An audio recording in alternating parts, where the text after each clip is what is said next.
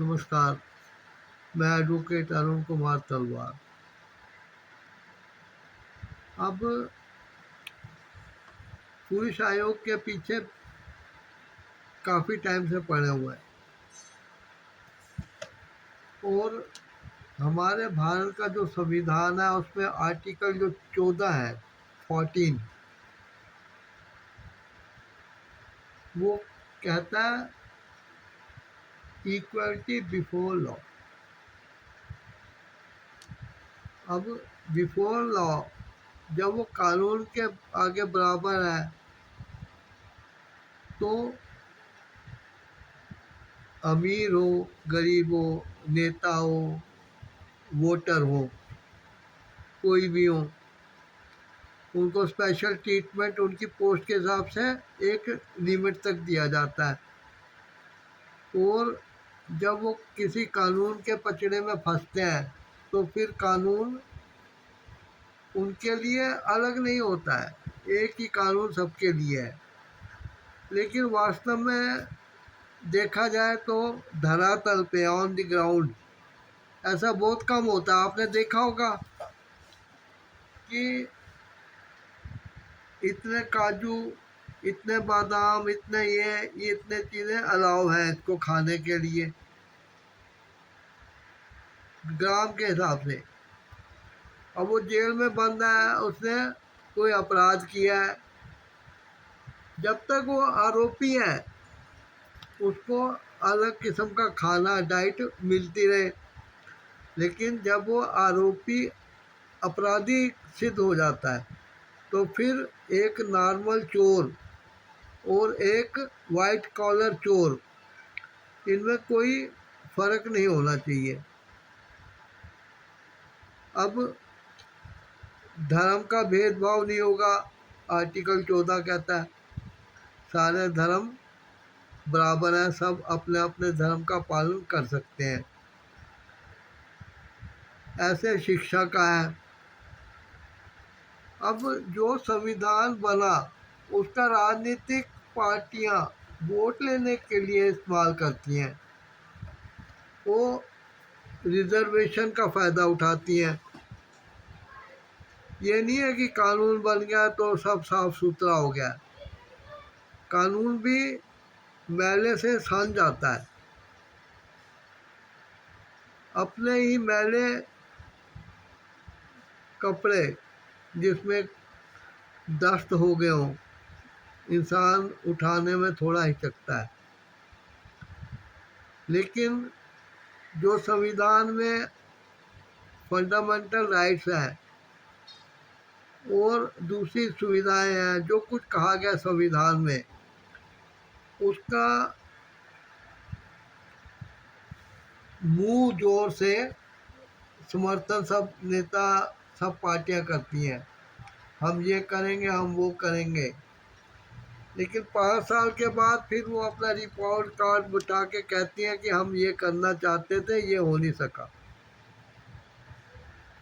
अब जैसे पुलिस आयोग के बारे में मैं ये वीडियो बना रहा हूँ तो उसी पे बात करते हैं कि जेंडर की इक्वालिटी, लिंग भेद नहीं होगा, यानी कि पुरुष और महिलाओं को भेदभाव की नज़र से नहीं देखा जाएगा। जो महिलाएं हैं उनको शुरू से ही एक कमज़ोर तबका, समझ गए नहीं, तबका मान लिया गया। तबका, अब का, जब का, तब का, कुछ भी कह लो इसको, इनको कमज़ोर माना गया पक्ष, क्योंकि बाल विवाह के द्वारा उनको ज़बरदस्ती किसी के आयु को ना देखते हुए उसकी पत्नी बना दिया जाता था। सती प्रथा के बारे में बहुत कुछ जानते हैं आप। उसके बाद संतान यानी कि वारिस ना दे पाने पर कैसी कैसी लताड़ें लगती थी। बलात्कार, जब एक राजघराने में शादी होती थी तो यह तय किया जाता था कि कितनी कुंवारी दासियां दी जाएंगी। अब वो कुंवारी दासियों का क्या मतलब था? यही था कि बिना विवाह के वो उनको अपने हरम में भरकर उनका डेली शोषण करते थे। अब दासियां अगर 365 हुई तो साल में एक बार वो काम आती थी, बाकी टाइम उनको बंद रखा जाता था। अब बंद कमरे में, बंद सुविधा में उसको खाने पीने, कपड़े को दे दो पहनावा, खाना पीना दे दो, दासियां दे दो, तो उसका वो क्या सुख भोगती होंगी? दासियां तो दासियां ही। फिर उसके बाद देवदासी बनाकर उनको पंडित जी देवता बन जाते थे और कहते थे देवदासी हैं इस मंदिर में। तो ये कुछ चीज़ें थी जिसके कारण फिर कुछ कानून ऐसे बनाने पड़े सरकार द्वारा जो कि स्त्रियों को कुछ सुख सुविधा देते और उनके अधिकारों का हनन ना होने देकर उसकी रक्षा करते। महिलाओं को कमज़ोर पक्ष मानकर दहेज प्रथा निषेध, बाल विवाह निषेध, ऐसी कई कानून बने। लेकिन उन कानूनों के बनने के बाद अब आर्टिकल 15A देख लो कॉन्स्टिट्यूशन का, या कोई हो, ये ठीक थे कानून बने। 498A भी ठीक है अपनी जगह। लेकिन अब जब महिलाएं कमज़ोर मानी गई तो क्या वो मानसिक रूप से भी कमज़ोर मानी जाती थी? हाँ, ये था कि वो घर के और राजनीतिक बातों में दखल नहीं दे सकती थी। लेकिन ऐसी ऐसी महिलाएं हमारे देश में जिन्होंने उंगली मुट्ठी दिखा के, खोल के, बंद कर करके शास्त्रार्थ में अच्छे अच्छे विद्वानों को हैरान कर दिया। झांसी की रानी, क्या वो शक्ति के रूप में नहीं मानी जाती हैं? ये नहीं है कि 100% महिलाएं ही ऐसी होती हैं। हाँ, ये है कि जिन महिलाओं को दबा के शुरू से रखा गया वो फिर पनप नहीं पाए, इसमें कोई दो राय नहीं है। लेकिन महिलाओं को पूरे तरह से फेवर में रखते हुए सारे कानून बन गए। तो अब कहते हैं खाटू श्याम जी के बारे में, जो बर्बरी बाद में खाटू श्याम कहलाए। उन्होंने कहा था महाभारत के युद्ध में जो पक्ष हारेगा मैं उसका मददगार बनूंगा।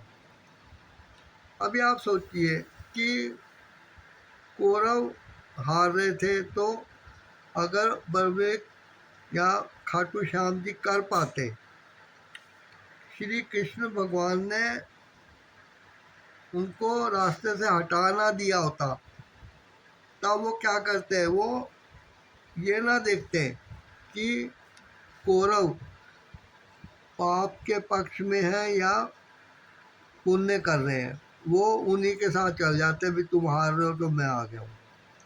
अब करते करते करते करते बाद में फिर पांडव हारने लगते, तो फिर वो, तो ये युद्ध जो था आज तक समाप्त ना होता। अब जब स्त्रियों के फेवर में बड़े बड़े कानून बने और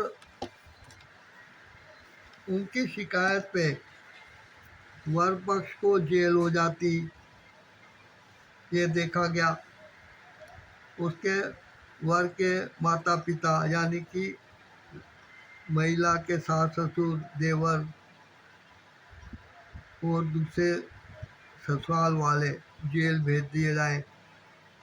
उनके ऊपर ऐसे कानून है जिनमें कि एक ही पक्ष को देखा गया है, फिर कानून के बराबरी की बात करना तो बिल्कुल बेकार लगता है, बड़ा अजीब सा लगता है। भाई साफ दिख रहा है कि पहले ये देखा जाए कि महिला ने जो आरोप लगाए हैं वो सच्चे हैं झूठे हैं, भाई तब जाके तुम उसके पति वाला को जेल में डालो। ये थोड़ी है कि उसने जाके कहा और इंस्पेक्टर साहब हथकड़ी लेके आ गए और जेल में कमरे खुले पड़े कि आओ जी बेड लगाओ अपना। तो उन्होंने जब कानून ये बनाए तो क्या उसमें पुरुषों को अपने बचाव के साधन दिए? ये नहीं दिए गए। तो एक राजनीतिक किस्म का एक शगुफा छोड़ा गया जिसका कि फायदा आए दिन उठाया जा रहा है।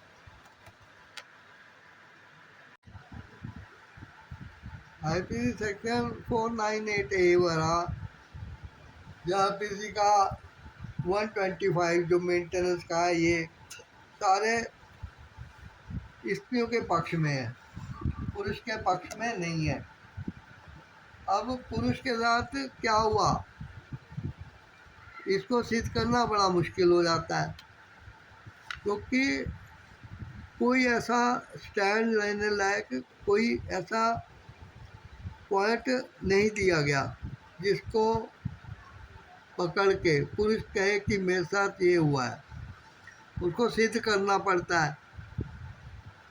अब अगर किसी बड़े अधिकारी के आगे, किसी चेयरमैन वाला के कमीशन का चेयरमैन हो या किसी संस्था का, उसके आगे कोई महिला लगा दे कि इसने मुझे कहा था कि तुम झाड़ू पोछा मेरे ऑफिस में करने लायक हो, वही काम करो, ये आरोप झूठा ही लगा दे, तो क्या वो कमिश्नर या कोई ऑफिसर सिद्ध कर सकता है कि उसने ये नहीं कहा है?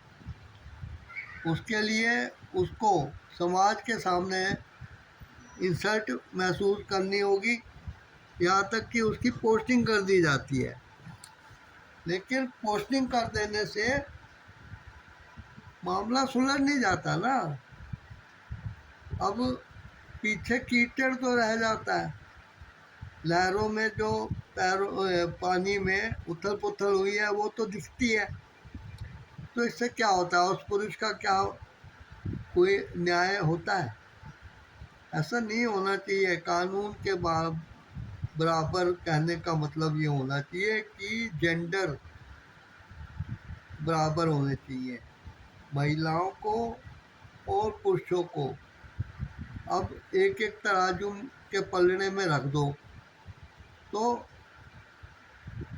जैसे 1 किलो सब्जी और 5 किलो का वाट रखोगे तो कौन सा झुकेगा?